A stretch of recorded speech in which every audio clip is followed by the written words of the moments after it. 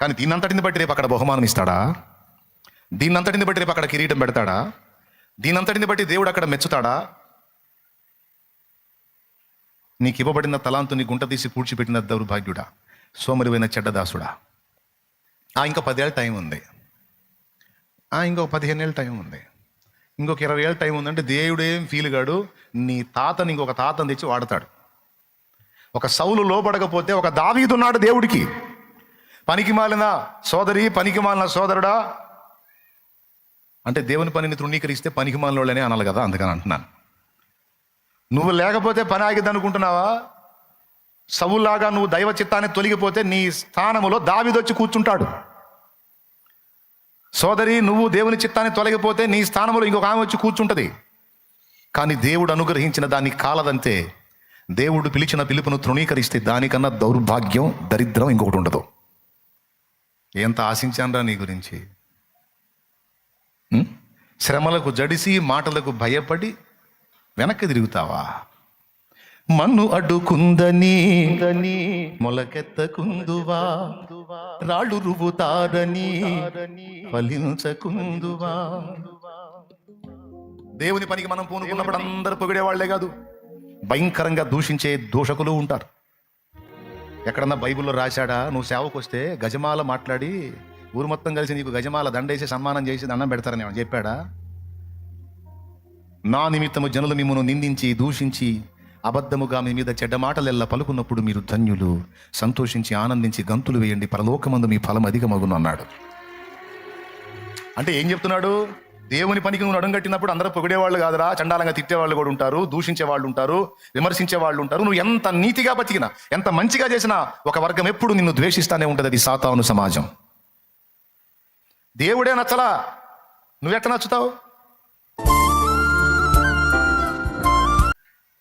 అలాగున్న ఒక్కొక్కళ్ళని ఒక పని కొరకు దేవుడు ఏర్పరచుకుంటాడు. నిన్నెందుకు పిలిచాడో క్లారిటీ తీసుకో.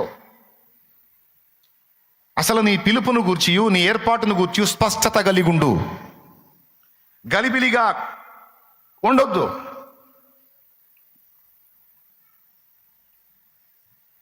కొంతమందిని వినండి.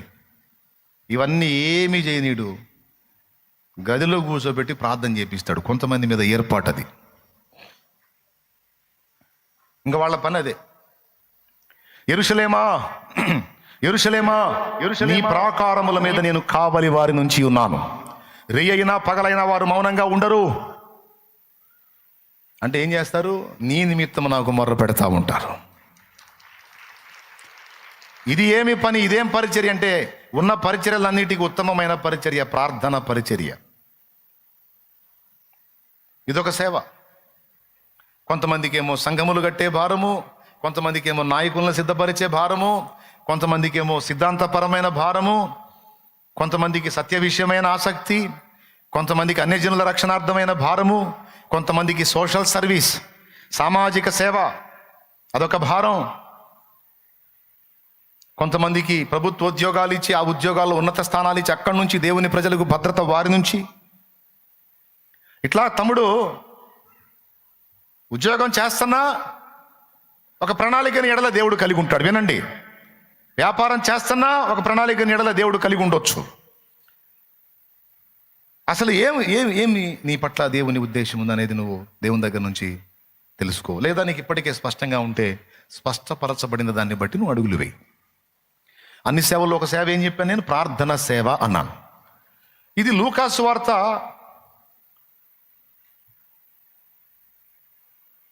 2వ అధ్యాయంలో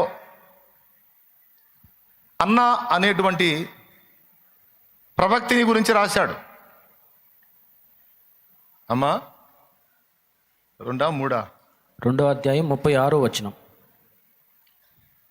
మరియు ఏముంటదంటే ఆషేరు గోత్రీకురాలును పనూయేలు కుమార్తెయునైన అన్నాయను ఒక ప్రవక్తి ఉండెను. ఆమె కన్యాత్వము మొదలు 7 ఏండ్లు పెనిమిడితో సంసారము చేసి బహుకాలము గడిచినదై 84 సంవత్సరములు విధవరాలై ఉండి, చిన్న ప్రాయంలో పెళ్ళి అయిపోయిందండి. 7 ఏళ్లకు భర్త చనిపోయాడు. చనిపోతే మళ్ళీ ఇంకొక పెళ్ళి అని ఇంకొకనికి భార్య అవ్వాలి అనుకోలా. అయిపోయింది, ఇంకెందుకు దాని గురించి. అదే లైఫ్ నాకు దేవుడు డిసైడ్ చేసి ఉంటే ఆ భర్తనే ఉంచేవాడుగా, పోనీ అబ్బా మళ్ళీ ఇంకొకటి ఎందుకు ఆలోచన, ఈ జీవితం దేవునికి అంకితం చేద్దామని మందిరానికి వెళ్ళిపోయింది. దేవాలయమును విడవక ఉపవాస ప్రార్థనలతో రేయింబగుళ్ళు సేవ చేయుచుండెను అని రాసుంది. అరే రే, ప్రార్థన కూడా సేవనా అనేది అక్కడ దొరికింది మనకి. అయ్యలారా, ప్రార్థన ఒక సేవ. అమ్మలారా, ప్రార్థన ఒక సేవ.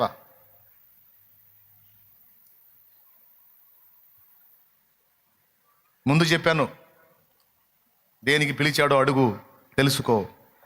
రెండవది, తెలిపాడా, ఇక నడుచుకో, ఆలస్యం చేయొద్దు అని. ఎందుకంటే సౌలు మనకదే మాదిరిస్తా ఉన్నాడు. ఫలానా దానికి నేను ఏర్పరచుకున్న పాత్ర అని అననీయగా దేవుడు చెప్పాడు. నిజంగానే సౌలు ఎప్పుడైతే రక్షణలోనికి వచ్చాడో, రక్షణలోనికి రావడంతోనే సౌలు అయితే మరి ఎక్కువగా బలపడి యేసే క్రీస్తని ప్రకటించుచు అదే అధ్యాయంలో 9వ అధ్యాయంలోని జస్ట్ పేజీ తిప్పు, యూదులనందరినీ, దమస్కులో ఉన్న యూదులనందరినీ కలవరపరిచాడంట. అప్పుడు అర్థమైంది అననీయాకి, యేసయ్యా యేసయ్యా నిజమేనాయా నువ్వు చెప్పింది, కలవరం పుట్టిస్తున్నాడయ్యా. చూడు 9:22. 22వ వచనం. అయితే సౌలు మరి ఎక్కువగా బలపడి ఈయనే క్రీస్తుని రుజువుపరచుచు దమస్కులో కాపురమున్న యూదులను కలవరపరచెను. అంతకుముందు సంఘాన్ని కలవరపరిచిన వాడు ఇప్పుడు యూదుల్ని కలవరపరచడం అననీయ చూసినప్పుడు ఏమనుకుంటాడు అననీయ? మొదలు పెట్టావుగా దేవా, మొదలు పెట్టావుగా నీ పాత్రను వాడటం, ఇంకా దాన్ని ఎవడు ఆపలేడు ఆ పాత్రని. దేవునికి స్తోత్రం. కలవరం స్టార్ట్ అయింది ఆయన దెబ్బకి. అంతేగాని ఏర్పాటు స్పష్టమైనా కూడా ఇంకో 10 ఏళ్ళ టైం ఉంది, ఇంకొక 15 ఏళ్ళ టైం ఉంది, ఇంకొక 20 ఏళ్ళ టైం ఉందంటే దేవుడేం ఫీల్ కాడు. నీ తాతని ఇంకొక తాతని తెచ్చి వాడతాడు. ఒక సౌలు లోబడకపోతే ఒక దావీదున్నాడు దేవుడికి. పనికి మాలిన సోదరి, పనికి మాలిన సోదరుడా అంటే దేవుని పనిని తృణీకరిస్తే పనికి మాలిన వాళ్ళనే అనాలి కదా, అందుకని అంటున్నాను. నువ్వు లేకపోతే పని ఆగిద్ది అనుకుంటున్నావా? సౌలులాగా నువ్వు దైవ చిత్తాన్ని తొలగిపోతే నీ స్థానములో దావీదొచ్చి కూర్చుంటాడు. సోదరి, నువ్వు దేవుని చిత్తాన్ని తొలగిపోతే నీ స్థానంలో ఇంకొక ఆమె వచ్చి కూర్చుంటుంది. కానీ దేవుడు అనుగ్రహించిన దాన్ని కాలదంతే. దేవుడు పిలిచిన పిలుపును తృణీకరిస్తే దానికన్నా దౌర్భాగ్యం, దరిద్రం ఇంకొకటి ఉండదు.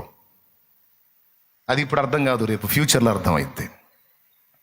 చాలామంది అలా దేవుడు అనుగ్రహించిన కృపలను పోగొట్టుకొని కాలదన్ని ఇప్పుడు ఎందుకు పనికిరాని నిష్ఫలులుగా, నిష్ప్రయోజకులుగా, సమాజానికి గాక తమకు తాము గాక అలా వ్యర్థంగా బతుకులు గడిపేస్తూ ఉన్నారు.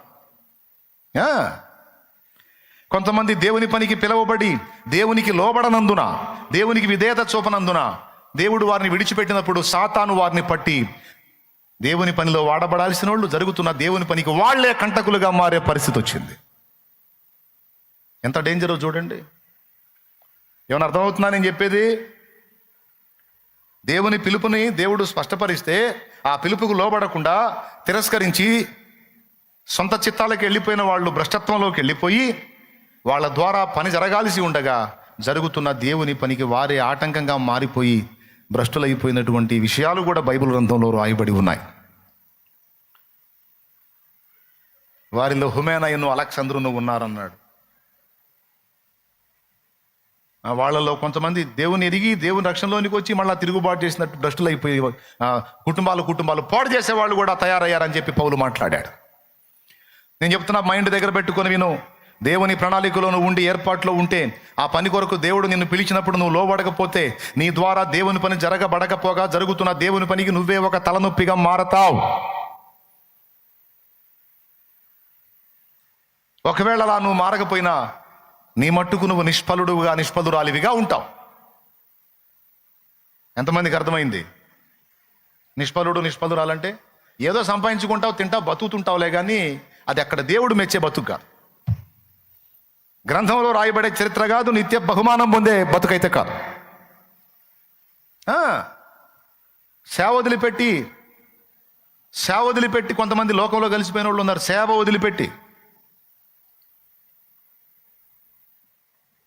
వదిలిపెట్టి సంపాదనకు పోయారండి కొంతమంది. నాకు తెలిసిన దైవజనుడు ఒక ఆయన ఉన్నాడు. సేవ చేయటం మొదలుపెట్టాడు మంచి ఆసక్తిగా, భారంగా, మంచి ప్రార్థనాపరుడు. ప్రార్థన కలిగిన సంఘంలో పుట్టినోడు, మోకాళ్ళ ప్రార్థనా వీరుడు, చక్కగా వాక్యం చెప్పగలడు. పరిస్థితులు చుట్టుముట్టేసినాయి. మరి భార్య ఒత్తిడి చేసిందో, ఫ్యామిలీ ఒత్తిడి చేసిందో, యవనస్తుడివి 4 రూపాయలు సంపాదించుకోవాలి, జీవితాన్ని ఆనందంగా గడపాల్సిన రోజుల్లో ఈ పల్లెటూరులో పడి ఈ పనికి మాలిన వాళ్ళ రక్షణ కోసం ప్రార్థన చేసి సేవను ఒకటి తగలబెట్టి, ఏందిరా నీ గోల, సేవ లేదు, నీ బొంద లేదు, పోరా 4 రూపాయలు సంపాదించుకోరా అంటే నిలువునా పరిచర్యను ఆపేసిపోయి సంపాదనలో పడ్డాడు. ఇప్పుడు మంచిగా సంపాదించుకుంటున్నాడో మరి ఏం చేసుకుంటున్నాడో నాకైతే తెలీదు. మొత్తానికి సేవ వదలటం మాత్రం నా కళ్ళారా చూశాను నేను. ఇప్పుడు నాకు తెలిసి తనకున్న పనితనాన్ని బట్టి, తెలివిని బట్టి డబ్బు సంపాదించవచ్చు, 4 మేడలు కట్టవచ్చు, లేదా 5 మిద్దెలు కట్టవచ్చు, కారు కొనవచ్చు, వెండి బంగారాలు సంపాదించవచ్చు, లేదా పిల్లలకి ఫ్యూచర్ ఇవ్వచ్చు. కానీ దీనంతటిని బట్టి రేపు అక్కడ బహుమానం ఇస్తాడా? దీనంతటిని బట్టి రేపు అక్కడ కిరీటం పెడతాడా? దీనంతటిని బట్టి దేవుడు అక్కడ మెచ్చుతాడా? నీకు ఇవ్వబడిన తలాంతుని గుంట తీసి పూడ్చిపెట్టిన దౌర్భాగ్యుడా, సోమరివైన చెడ్డదాసుడా, ఎంత ఆశించానరా నీ గురించి. శ్రమలకు జడిసి, మాటలకు భయపడి వెనక్కి తిరుగుతావా? మన్ను అడ్డుకుందని మొలకెత్తకుందువా, రాళ్ళు రువ్వుతారని ఫలించకుందువా. దేవుని పనికి మనం పూనుకున్నప్పుడు అందరూ పొగిడేవాళ్లే కాదు, భయంకరంగా దూషించే దూషకులు ఉంటారు. ఎక్కడన్నా బైబిల్లో రాశాడా, నువ్వు సేవకు వస్తే గజమాల మాట్లాడి ఊరు మొత్తం కలిసి నీకు గజమాల దండేసి సన్మానం చేసి దండం పెడతారని ఏమన్నా చెప్పాడా? నా నిమిత్తము జనులు మిమ్మును నిందించి దూషించి అబద్ధముగా మీ మీద చెడ్డ మాటలెల్లా పలుకున్నప్పుడు మీరు ధన్యులు, సంతోషించి ఆనందించి గంతులు వేయండి, పరలోకమందు మీ ఫలం అధికమగును అన్నాడు. అంటే ఏం చెప్తున్నాడు? దేవుని పనికి నువ్వు నడుంగట్టినప్పుడు అందరూ పొగిడేవాళ్ళు కాదురా, చండాలంగా తిట్టేవాళ్ళు కూడా ఉంటారు, దూషించే వాళ్ళు ఉంటారు, విమర్శించే వాళ్ళు ఉంటారు. నువ్వు ఎంత నీతిగా బతికినా, ఎంత మంచిగా చేసినా ఒక వర్గం ఎప్పుడు నిన్ను ద్వేషిస్తానే ఉంటుంది. అది సాతాను సమాజం. దేవుడే నచ్చలా, నువ్వెట్లా నచ్చుతావు? వాళ్ళు అన్నారు, వీళ్ళు అన్నారు, నాకు సేవ చేయబుద్ధి కావట్లేదు, నా పరిస్థితులు బాగలేవు, నేను సేవలో ముందుకెళ్ళలేకపోతున్నాను, ఎంత చేసినా పరిచర్య ముందుకెళ్ళట్లేదు, నా వల్ల కావట్లేదు, అందుకే నేను మానేశాను, పని చేసుకుంటున్నాను. పని చేసుకో. నేను అంటాను, ఒకవేళ పనికి వెళ్తే సరే ఇంట్లో గడగడట్లేదు, పనికి వెళ్ళావు, చేసుకుంటానైనా సరే సేవ చేయి, సేవ మానొద్దు. పౌలు డేరాలు కొడతా సేవ చేశాడు. అరే మొత్తానికి అసలు సంఘమే వదిలిపెట్టి, సేవే వదిలిపెట్టి, నువ్వు అసలు అన్ని వదిలిపెట్టి నువ్వు పోయి లోకంలో సంపాదన కోసం పోవటం ఏమిటి?